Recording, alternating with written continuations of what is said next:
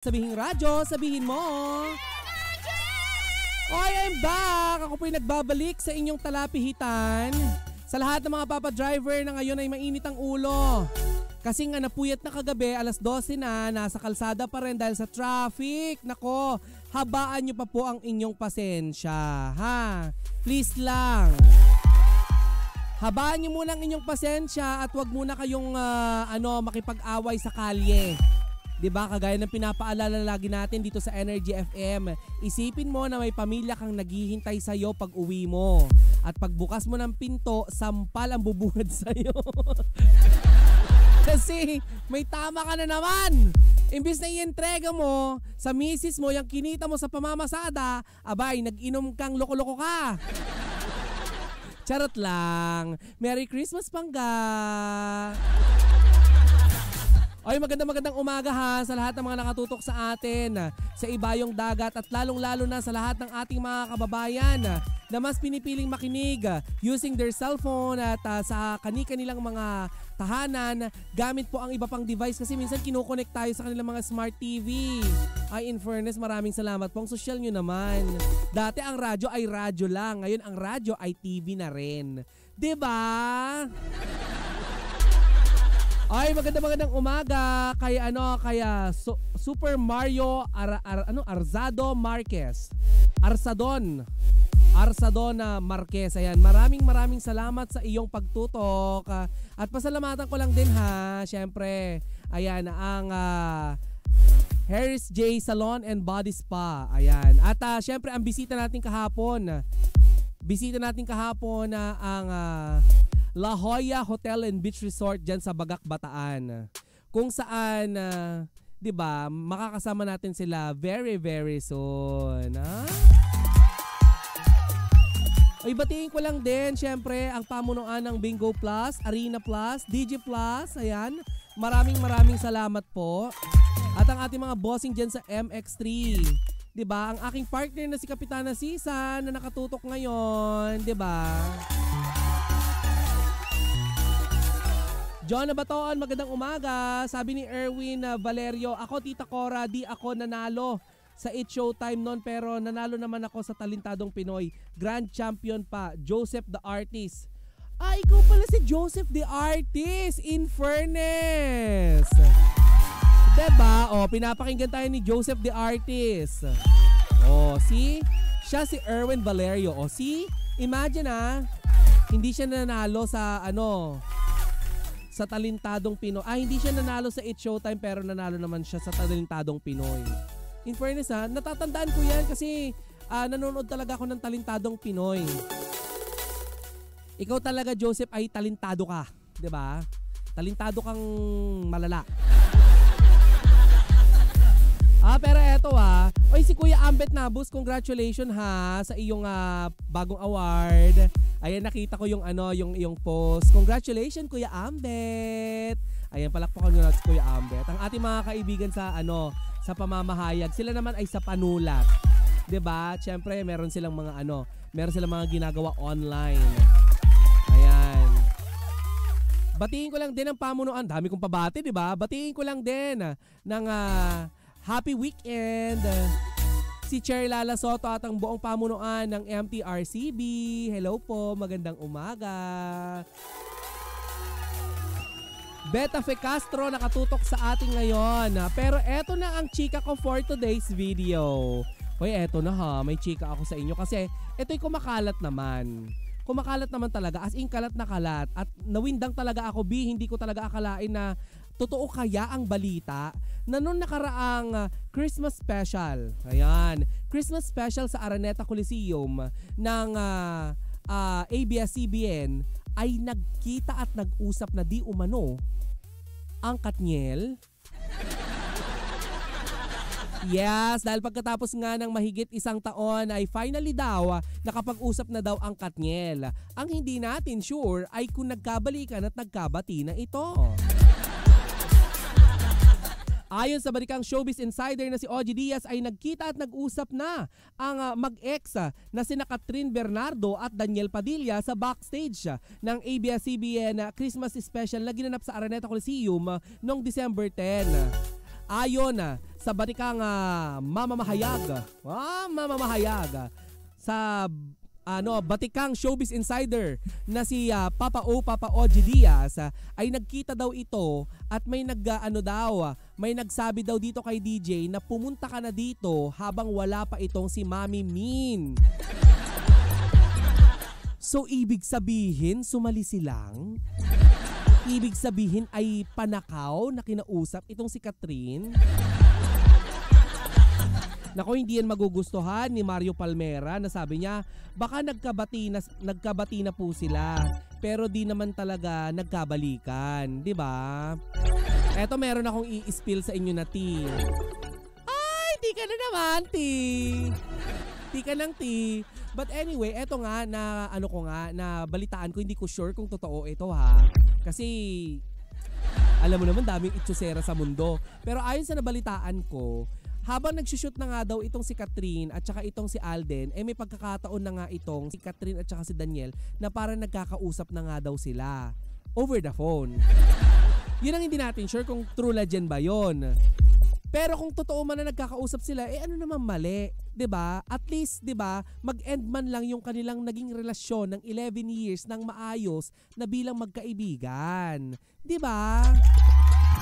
Yun naman talaga ang hangad ng lahat, maging magkaibigan at magkaroon ng trabaho together upang nang sa ganon ay matiwasay. 'Di ba? Walang issue. 'Di ba? Walang elephant in the room. Ano yung elephant in the room? Pag nasa room ako, yun ang tawag. There's an elephant in the room. 'Di ba? Ganoon naman talaga, walang samaan ng loob. 'Di ba? Makakapagtrabaho ulit sila. Gayong napakarami pa rin namang humahanga sa Katniel, 'di ba? Alam naman natin na may pinatunayan naman talaga ang Kat din. Diyos ko, 2 billion ba naman 'yan? Magto 2 billion na, 'di ba? Pero iba pa rin naman din yung napatunayan din ng Katniel. For 11 years ay talaga namang namayagpag sila. We're not taking sides dito ha. Baka sabihin nyo na naman bayaran ako. I'm not. I have my own money. Kaya nga tayo nagtatrabaho para hindi na tayo bayaran. Ewan ko na lang sa iba ha. Nako ha. Pero but anyway, kung totoo man yung chika na yan, na may bit-bit daw di umanong bulaklak, itong si Daniel Padilla at pumasok sa dressing room, naglabasan daw ang mga glam team nitong si Catherine Bernardo at ayun nga, nagkausap na nga daw ang dalawa. Di very good, di ba? Palakpakan natin. Sana ganun din ang mangyari kay Maris Racal, ayan, at saka kay Rico Blanco, kay Anthony Jennings at kay Jam Villanueva. Sana ganun ang mangyari, di ba? Kasi wala pa rin pinakamasarap sa mundo kundi si Anthony. Ay, hindi. Wala pa rin pinakamasarap sa mundo kundi ang magkabati-bati. Ako gusto ko talaga magkabati kami ni Anthony Jennings. Hindi maganda. Hindi maganda pakinggan. Ikaw mo pangga. Gusto mo magkabati kami ni Anthony Jennings? Parang, hindi naman kami nag-away. So, bati naman kami. Kala mo Kala mo. Di ba ako mababahamak? Pero yun na nga, di ba? At least, di ba, sa showbiz, alam naman natin, syempre pinapanood natin sila. Ang mga yan ay pinapangalagaan nila yung mga trabaho nila. Di ba? As much as possible, ayaw ng mga yan ng issue. And for sure, kung nagkabati na itong dalawa, pwede nang ikasa ang mga susunod na project na pwede sila magsama. Ngayon, ang aabangan natin kung kakabugin ba ng susunod na proyekto na magkasama ni Daniel Padilla or ang pagsasama ni Daniel Padilla at saka nitong si Catherine Bernardo, kakabugin ba yung Hello Love Again? Di ba? Hello, business is still a business. Siyempre, business nga Show business nga Di ba? Showbiz is still a business. Di ba? Kaya nga may B sa dulo kasi business nga. Kulit mo naman Sabi ni Jeff Tad Oliveros, pwede naman maging friends sa mga mag-ex. Ang tawag dyan, friends with Hay, nako, hindi! Si Raul, kung si Jeff Tad, friends with benefit daw. Hi, Beta Beta Fish. Ano ba pangalan mo, Beta Castro, hindi beta fish, hindi ka isda. 'Di ba? Ikaw ba Pangga? Ikaw ba'y makikipagbati sa iyong mga sa iyong mga ex? Alam mo, isa lang sa mga ex ko, actually dalawa na sila. Kasi yung ex ko, yung pinakalas, dahil nga medyo hindi maganda ang ang ending naming dalawa. Hindi, isa lang pala. Ang gulo no, ilan ba talaga? Kasi nakarami naman talaga ako na naging ex, 'di ba? Ganda, jojowain. 'Di ba? Disrespectful daw itong si DJ sa part na yon kay Mami Min. Hala, yan ang sabi ni Jasmine. Kaano-ano kaya ni Jasmine si Mami Min na ina naman nitong si Catherine Bernardo Min? Chinese kayo? O ano bang apelyido niyo, ba't Min? Siguro yung pamilya niyo ang hilig-hilig kumanta ng It's Raining Min. Yay, wali! Ay, maganda morning ha, Jasmine, at sa lahat ng mga nakatutok sa atin.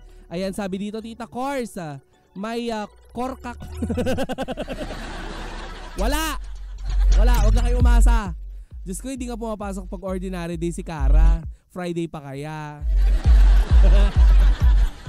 Ay, but anyway ha, no joke.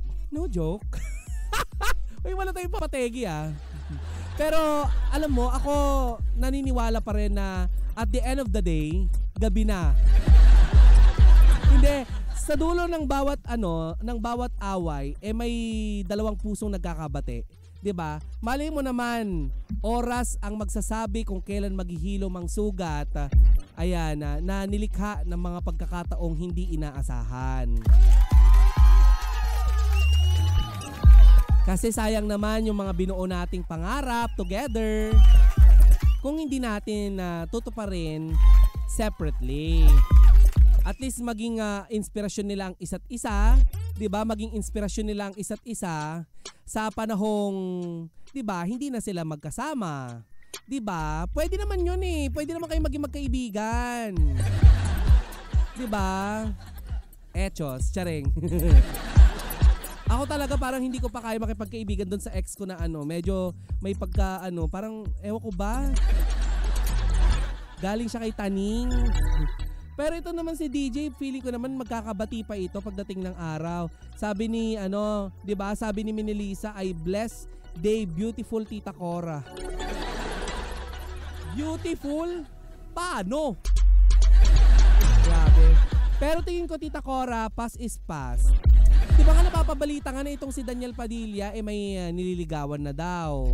Pero ang sabi naman ng iba, wala. Etong si Alden daw nanliligaw kay Catherine. Ang sabi naman ng iba, naku, promo lang yan, yung ligaw-ligaw na yan at pagkatapos ng pelikula, wala na ulit yan. Kung ano man ang katotohanan sa likod ng lahat ng ito, dahil alam naman natin ang showbiz, di ba? Marami dyan hindi totoo. Ako na nagsasabi sa inyo, maniwala ka sa akin. Marami dyan hindi totoo. Kasi nga showbiz.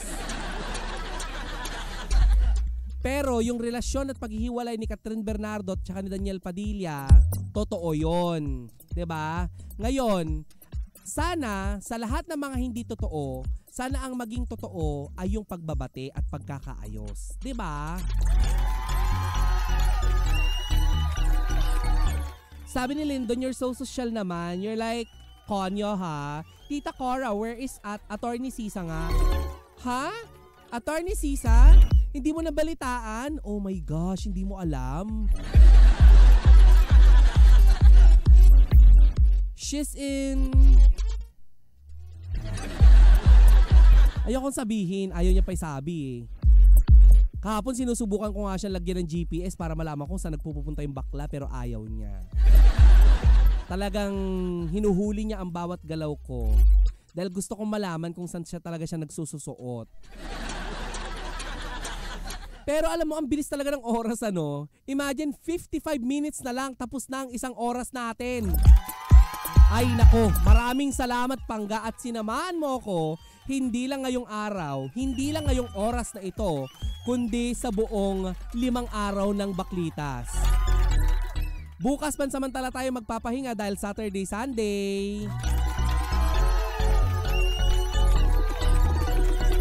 Pero magkakasama naman tayo ulit sa Lunes.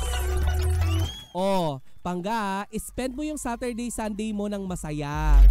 'Di ba? Kasi yan lang yung tanging pagkakataon upang nang sa ganon ay mapahinga ang iyong katawang lupa na nagtatrabaho mula Lunes hanggang Biyernes. Hi, Ate Yoli. 'Di ba? Huwag ka na magpaka-stress. Kung gusto mo naman mag-shot pero magtira ka ng pang-uwi ha. Huwag kang maging ewan ko sa pagdadrive ha. Kung gusto mong mapahamak, ikaw na lang, huwag kang mandamay. 'Di ba? 'Di ba? Ingatan mo yung pagdadrive mo kasi may mga tao sa kalye na may naghihintay na pamilya. Hindi lang ikaw yung kalsada. Hindi lang ikaw yung tao sa kalsada, kaya mag-ingat ka, iho, ha? Nako. Yan ang payo ng iyong Tita Cora dito sa Energy FM. Hi, ang bilis ng oras, ang bilis ng araw, pero nakaisang oras na naman tayo. Maraming salamat Pangga sa iyong paghalili sa akin. Muli papasalamatan ko lamang, syempre, si Master Toy. Ay, si Master Toy ba yung nandyan? O si Kuya Recto, ang ating supervisyong teknikal. Si Baby Toby, nakasama ko buong oras sa programang Dabaklitas. Ayan. Maraming salamat Pangga. Next week, Lunes, magsama-sama ulit tayo. Chismisan ulit tayo dito pa rin sa same